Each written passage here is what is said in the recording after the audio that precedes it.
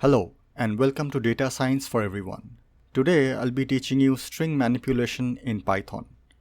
Before I begin, I'd like to request you to please subscribe to my channel and like my videos if you are learning from them. Let's begin. So why do we need to learn string or text manipulation? Text data is everywhere: emails, reviews, websites, and social media. If you are cleaning a dataset for analysis or trying to filter spam emails, you will need to work with text or strings. Learning how to manipulate strings and writing regular expressions makes these tasks quicker and more accurate. Let's start with the basics. A string is a sequence of characters enclosed in quotes. In Python, both single and double quotes work, but make sure the opening and the closing quotes match.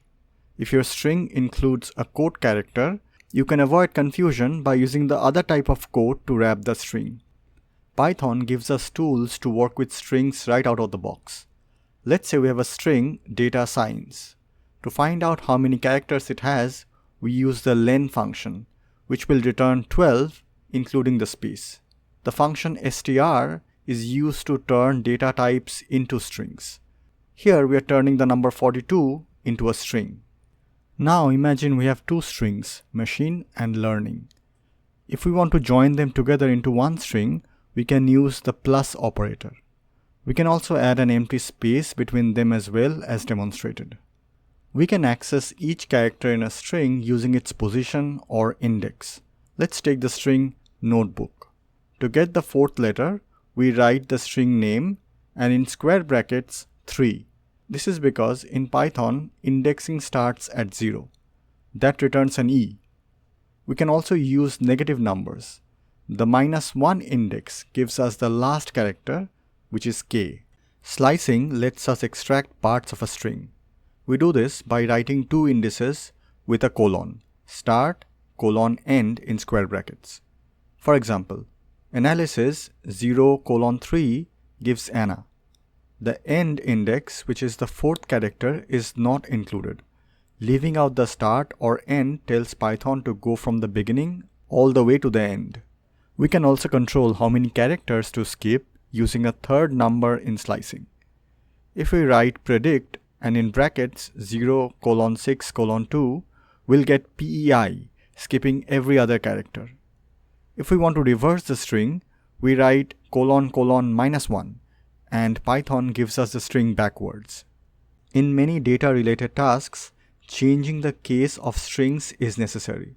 Python makes this easy with built-in methods. For example, we can turn all characters in a string to lowercase using lower or uppercase using upper methods. We can also use the capitalize method to make just the first character uppercase while converting the rest to lowercase. This is useful for formatting titles or names consistently. Sometimes we need to break a string into parts. This is where split and rsplit comes in. They both return lists of substrings. We can provide a character to split by, in this case a comma, and optionally a number to limit how many splits happen. The difference is in where they start splitting. Split goes from the left and rsplit goes from the right. Let's say we want to print a string that spans multiple lines. We can add a \n inside the string to specify where to start a new line. To split a string into separate lines, we can use the split lines method. This method detects line breaks such as \n and splits the string accordingly. It returns a list where each element is a line from the original string. This is useful when processing multi-line text. If we have a list of strings and we want to combine them into one, we can use join. We pick a separator, like a space or a comma, and then pass the list. The result is a single string where each item is connected by the separator we chose. Python also gives us tools to clean up strings. With the strip method, we can remove characters from both start and end of a string. By default, it removes spaces, but we can specify other characters as well. We can also specify if we want to remove from the end or the beginning. To remove just the end part, we use the rstrip method. To clean up the beginning, we use the lstrip method. These methods help us tidy text before we further process them. Python includes built-in methods to help us search for specific text within a string. One such method is find. It looks for a substring and returns the position of its first appearance. We can also give it a starting and ending position to narrow the search.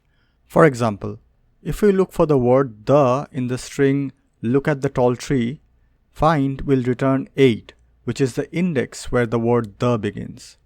If the substring isn't found, the method returns -1. The index method works just like find.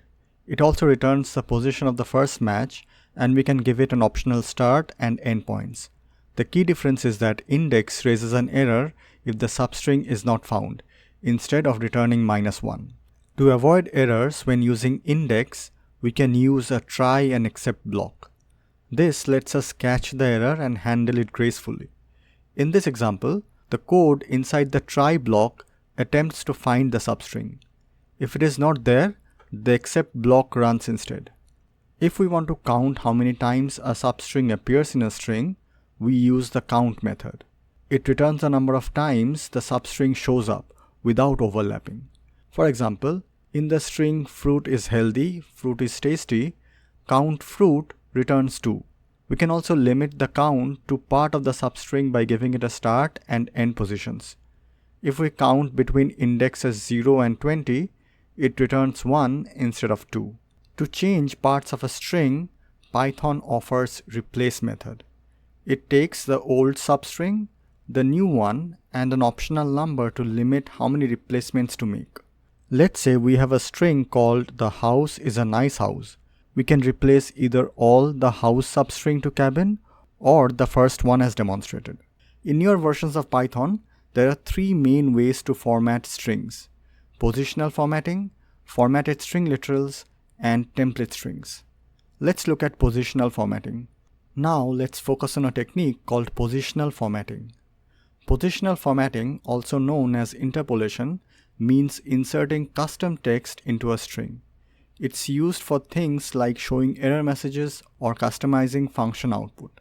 With positional formatting, we add curly braces as placeholders in a string. Then we call the format method on that string, passing in the values we want to insert. The method fills in the placeholders from left to right based on the order we provide the values. We can also use variables instead of hard coding values. In this example, we define a string with 2 placeholders and then create 2 variables. We use format with those variables, and Python inserts their values in the correct places. If needed, we can control the placement by adding index numbers inside curly braces. Without indexes, the values are inserted in order, but if we use numbers like 1 or 0, we can rearrange the output as demonstrated here. Instead of using just positions, we can give our placeholders names. Inside the braces, we use a keyword, and in the format method, we assign the values using the same keywords. This gives us clearer, more readable code. In this example, we have created a dictionary with keys like tool and goal. To insert these values, we access them directly inside the placeholders using the bracket notation. Just remember to not put quotes around the keys inside the braces. We can control how values are displayed using the format specifiers. The syntax is index followed by a colon and then the specifier. For example, using :.2f formats a float to 2 decimal places. Python's datetime module can get the current date and time, but the default format isn't very user-friendly. Using specifiers like %y, %m, %d, and so on, we can customize the output to match common formats, as demonstrated here. Recent versions of Python added a new way to format strings. It's called a formatted string literal. This new method is known as fstring. To use it, simply add an f before your string. Inside the string, we can include variables or expressions using curly braces. For example, let's say we have 2 variables, tool and style. We can write an f string as demonstrated. Python will replace the braces with the actual values and give us the final string. F-strings also lets us change how the values appear. We can add a conversion character after our variable. !S for string, !R for a readable version with quotes, or !A for ASCII text. We can also control how numbers are displayed using format specifiers. For instance, let's define the value of pi and show it with 2 decimal places.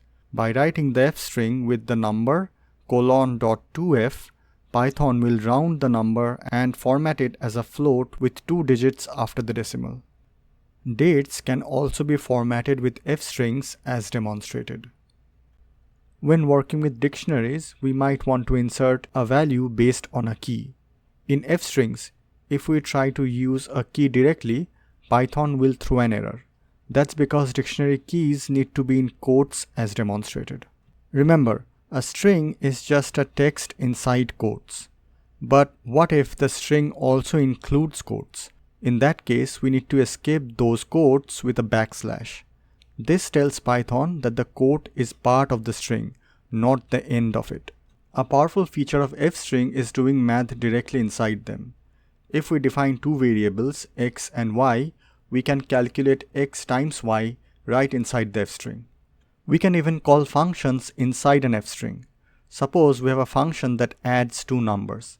We can call it right inside the curly braces. Python runs the function and shows the result inside the final string. Now we are going to explore the final string formatting technique in Python. Template strings. Template strings are simpler in terms of syntax. They tend to run slower and don't support format specifiers. Still, they're very useful in specific scenarios, especially when dealing with text formats that come outside of your code.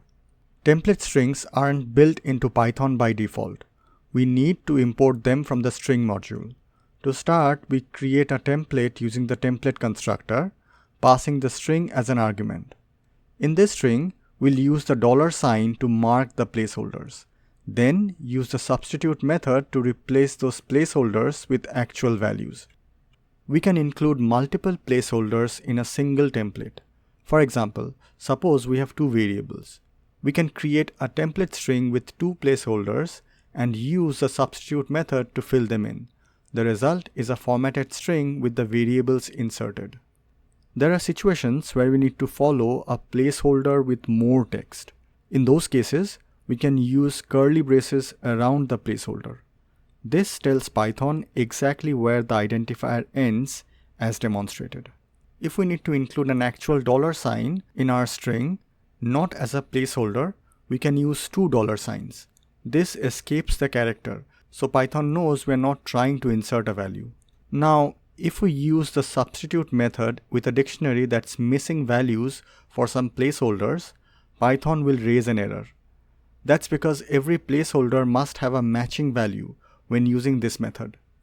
To prevent your program from crashing due to missing data, use a try except block. In this example, we attempt to substitute values into a template string.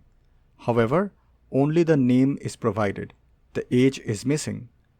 When Python tries to substitute age but cannot find a value for it, it raises a key error. The except block catches this error and prints a helpful message instead of stopping the program. This makes the code more robust and user-friendly, especially when working with data that might be incomplete. An even better solution is to use the safe substitution method. This method won't raise an error if a placeholder is missing. Instead, it keeps the placeholder in the output string. So even with incomplete data, you'll still get a usable result. So which method should you go with? The format method is a great place to start. It's simple and powerful.